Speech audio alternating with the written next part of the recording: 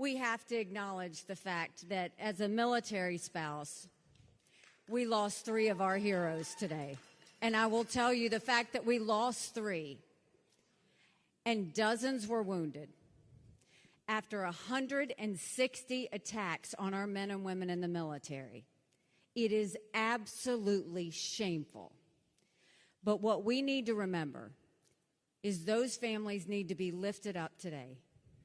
We need to lift up every one of those families who lost their loved ones and every one of those families whose loved ones have been injured in these attacks. So please take a moment to just lift them up in prayer. Let's just take a few seconds, please.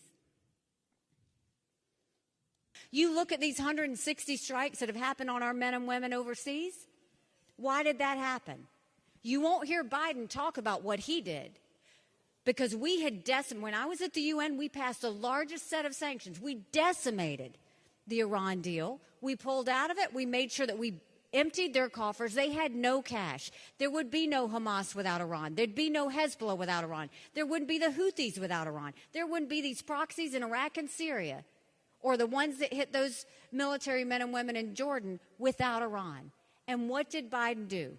He lifted the sanctions and allowed China to start exporting as much oil as possible and filled their coffers to do all of this, to do what they did in Israel, to do what they're doing in Iraq and Syria, to do what they're doing from Hezbollah in Lebanon. All of that because Joe Biden did that.